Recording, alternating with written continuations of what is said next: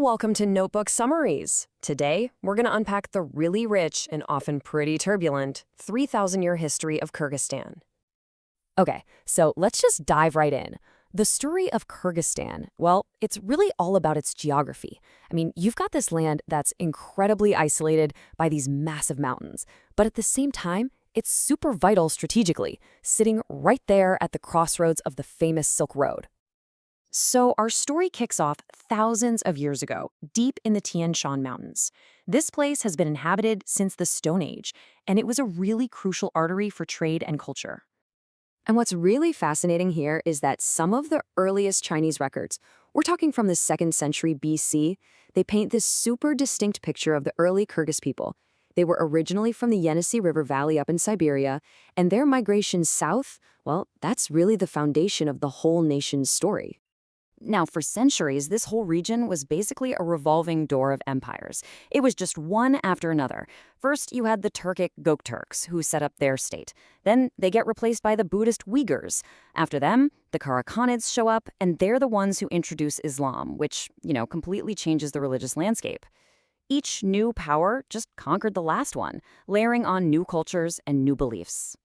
But this whole era of shifting regional powers, well, it was about to get totally upended by a new, pretty much unstoppable force from the east. And this force would go on to reshape Central Asia for centuries to come. All right, so to really get what happens next, we've got to understand this word Khanate.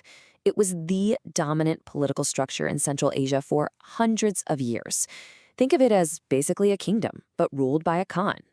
And this whole model is absolutely key to understanding the age of Mongol domination. So how did all these centuries of foreign rule end up shaping Kyrgyzstan? Well, the Mongol invasion under Genghis Khan in the 13th century, that's a pretty devastating answer to that question.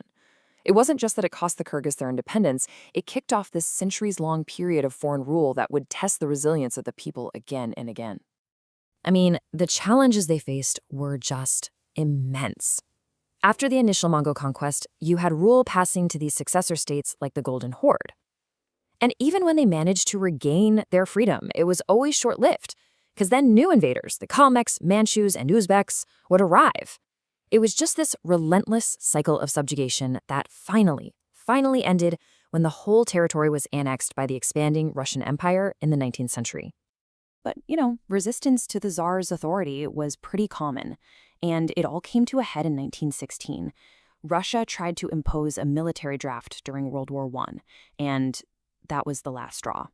The rebellion that followed was brutally suppressed, forcing huge numbers of Kyrgyz people to literally flee for their lives up into the mountains and over into China. So after the Russian Revolution, the entire region gets pulled into this massive new experiment. The Soviet era was about to fundamentally remake Kyrgyz society, from its social structure all the way down to its alphabet. Right at the heart of this whole Soviet project was a really dramatic and forced shift.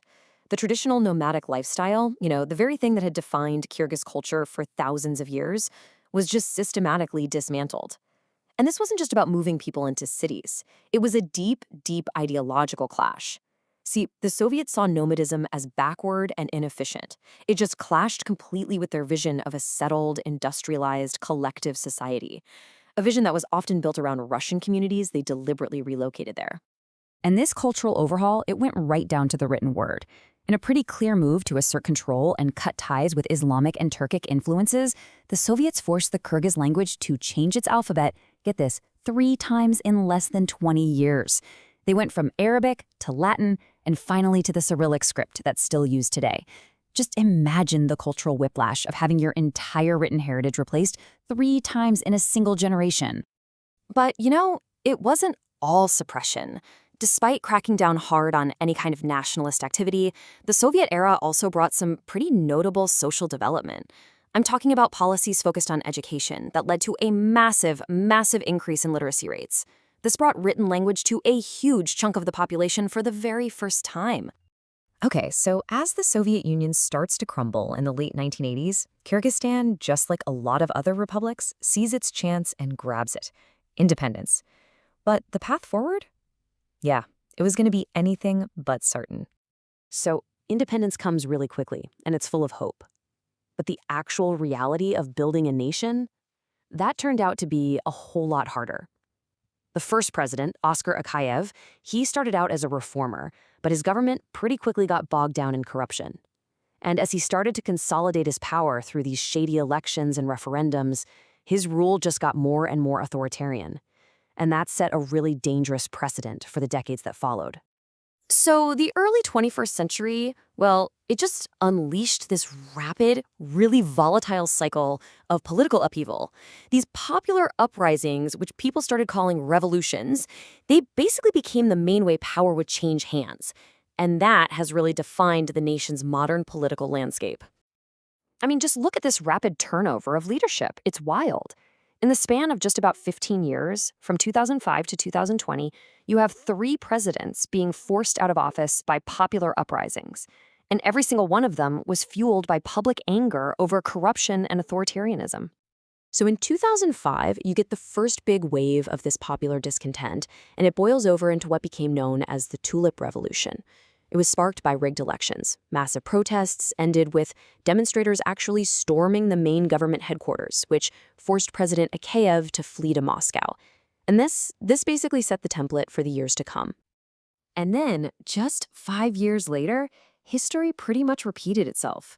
Akayev's successor, Bakiev, faced the same accusations: corruption and authoritarianism. Protests turned violent again, and this time dozens were killed in clashes before Bakiev also fled the country. This left a power vacuum that had to be filled by an interim government. And the cycle just kept going.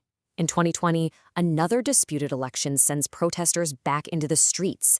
Again, they seize government buildings, but this time they do something totally new. They actually storm a prison and free several politicians. And one of them, a guy named Sadi Japarov, would ride this incredible wave of popular anger all the way to the presidency after the current president was forced to resign. And that really brings us to the central challenge today. After this incredibly long and dramatic history, from ancient nomads to Soviet control to this repeating cycle of revolutions, Kyrgyzstan's search for lasting stability is still ongoing. It's just a powerful story about how incredibly difficult it is to build a durable democracy from the ashes of empire and constant upheaval. If you want to explore more histories like this one, definitely check out our Quick Country Histories playlist. And hey, if you found this summary helpful, please don't forget to subscribe to Notebook Summaries so you won't miss our next deep dive. Thanks for watching.